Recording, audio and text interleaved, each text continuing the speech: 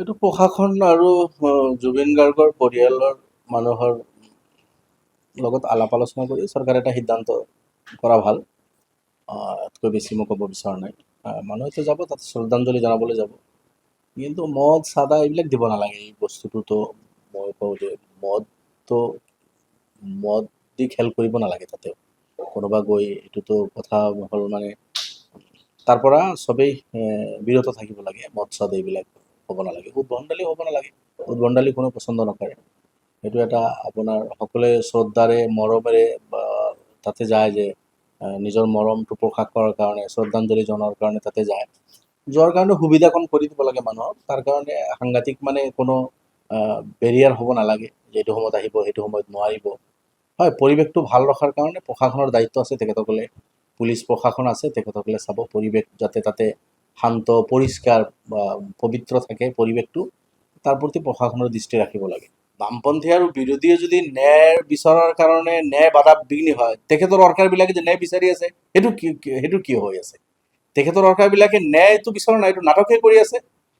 গতিকে এই চব কথা কৈ মই ভাবোঁ অসমৰ জনগণ সচেতন, আৰু জুবিন অনুৰাগী প্ৰত্যেকজন ব্যক্তিয়ে কিন্তু সূক্ষ্মভাৱে দৃষ্টি ৰাখিছে যে ঘটনাটো বা মানে ইয়াৰ বিশ্লেষণ মুখ্যমন্ত্ৰী কিদৰে কৰি আছে বা ইয়াৰ তদন্ত কেনেদৰে চলি আছে।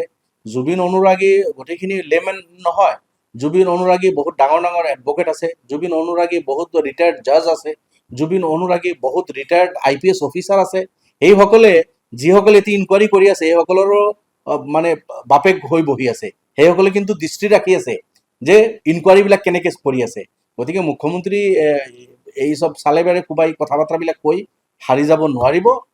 মই ভাবোঁ পলিটিক্স এইটোত হ'ব নালাগে। ৰাজনীতিৰ ঊৰ্ধত উঠি ইনকুৱাৰীটো সঠিকভাৱে কৰিব লাগে আৰু জুবিন গাৰ্গে জাষ্টিছ পাব লাগে। চাওক, অসমৰ প্ৰত্যেকজন নাগৰিকে বিচাৰে যে জুবিন গাৰ্গৰ মৃত্যুৰ ৰহস্য ফাদিল হ'ব লাগে, অসমৰ জনগণে জানিব লাগে, জুবিনৰ পৰিয়ালে জানিব লাগে। আৰু ইয়াত যিসকলৰ নেগলিজেঞ্চিৰ কাৰণে, যিসকলৰ কনস্পিৰেঞ্চি যদি কোনোবা আছে বা দোষী ব্যক্তি, সেইসকলক চিনাক্ত কৰিব লাগে, কৰি সেইসকলে দৃষ্টান্তমূলক শাস্তি পাব লাগে আৰু জুবিন গাৰ্গৰ পৰিয়ালে জাষ্টিছ পাব লাগে। এই কথাটো প্ৰত্যেকজন অসমীয়াই আন্তৰিকতাৰে বিচাৰে। কিন্তু যেনেকুৱা দাবী হৈছিল যে মেটাৰটো CBIক দিব লাগে, অসমৰ মুখ্যমন্ত্ৰী ডাঙৰীয়াই CBIক নিদিলে, CIDক দিলে, SIT গঠন কৰিলে তেখেতে। মানে তেখেতৰ গণ্ডিৰ ভিতৰত ৰাখি ইনকুৱাৰীখিনি চলাই আছে। কিন্তু অসমৰ এতিয়া যাৰ কাৰণে হয়তো মানুহে আশ্বস্ত হ'ব পৰা নাই যে কিমানখিনি সঠিক হ'ব এই ইনকুৱাৰী বা ইয়াৰ বিচাৰ কিমানখিনি পাব পৰিয়ালৰ মানুহে, এই কথাটোলৈকে কিন্তু এচাম মানুহে বা জুবিন অনুৰাগীসকলে কিন্তু এতিয়াও চিন্তিত যে সঠিকভাৱে এইটো ইনকুৱাৰী হ'ব নে নাই। গতিকে হয়তো এটা সময়ত মুখ্যমন্ত্ৰী এইটো CBIক দিব লগা হ'ব। এতিয়া টাইমটো ৱেষ্ট কৰি আছে, দেৰি হৈ আছে, দি দিব লাগিছিল। তেখেতে CBIক দি দিলে ভাল হ'লহেঁতেন, নিদিলে, এক নম্বৰ কথা।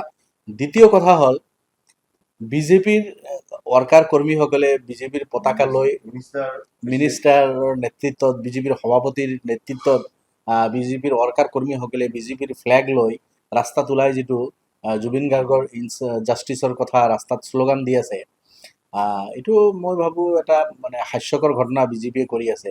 ভাই, আপোনালোকে ৰাস্তাতে ৰ'দৰ মাজত কিয় তাতে চিঞৰ বাখৰ কৰিব লাগে? আপোনালোকে আহি মুখ্যমন্ত্ৰীৰ অফিচটো ঘেৰাও কৰক না। মুখ্যমন্ত্ৰীৰ অফিচটো ঘেৰাও কৰি কওক যে আপুনি এই হেৰিটো CBIক দি দিয়ক। তেতিয়া পানী নহৰাকৈ হয়তো তদন্তটো হ'ব, মানুহে আশ্বস্ত হ'ব।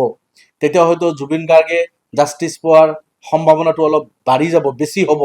তো এই কথাটো ৱৰ্কাৰবিলাকে তাতে ৰাস্তাত ৰ'দত গৰমত হুলস্থুল নকৰি গুৱাহাটীত আহি মুখ্যমন্ত্ৰীৰ অফিচটো ঘেৰাও কৰি মুখ্যমন্ত্ৰীক এই কথাটো কৈ স্মাৰক পত্ৰ দি দিলে হৈ যায়। তেখেতসকলৰ চৰকাৰ CID অফিচত গৈ মানুহখিনি ভিৰ কৰি ক'লেই হ'ল যে সোনকালে চাৰ্জশ্বিট দাখিল কৰক আপোনালোকে। এতিয়াও বহুত মানুহ তাৰ্চেন মিত্তাল আৰু কাবাৰ মানুহে দাবী কৰি আছে এই মানুহখিনিক ইনকুৱাৰীৰ মাজত আনিব লাগে। তেনেকুৱা আৰু যিসকল মানুহ বাহিৰত আছে সেইসকলকো ইনকুৱাৰীৰ আওতাত আনি এটা মানে মজবুত চাৰ্জশ্বিট আপোনালোকে কোৰ্টত দাখিল কৰক। এতিয়ালৈকে চাৰ্জশ্বিট দাখিল কৰা নাই। চাৰ্জশ্বিট দাখিল নকৰিলে আপোনাৰ কোৰ্টে ক'ত জাষ্টিছ দিব পাৰিব? তেখেতসকলে কোৰ্টক কৈ আছে যে ইনচাফ দিয়ক। আৰে ভাই, কোৰ্টে ইনচাফটো তেতিয়া দিব যেতিয়া আপোনাৰ চাৰ্জশ্বিটটো দাখিল হ'ব লাগিব। আপোনাৰ SITয়ে, বিজেপিৰ SITয়ে, বিজেপিৰ CIDয়ে, বিজেপিৰ হোম মিনিষ্টাৰ হেমন্ত বিশ্ব মুখ্যমন্ত্ৰী ডাঙৰীয়া, তেখেতে এতিয়া কামখিনি শেষ কৰি দিয়াই নাই, কোৰ্টত ছাবমিটেই কৰা নাই। কেনেকৈ তাতে বিচাৰ প্ৰক্ৰিয়া আৰম্ভ হ'ব? গতিকে বিজেপিৰ ৱৰ্কাৰবিলাকৰ এই সমস্ত কাণ্ড কাৰখানা, এইটো হাস্যকৰ। কিহৰ কাৰণে বা তেখেতসকলে এইটো কৰি আছে নাজানো মই। এইটো হয়তো 2 এদিন যোৱাৰ পিছত তেখেতসকলে যেতিয়া বুজি পাব যে এইটোত আমি ভুল কৰি আছোঁ নিজে নিজে বন্ধ হ'ব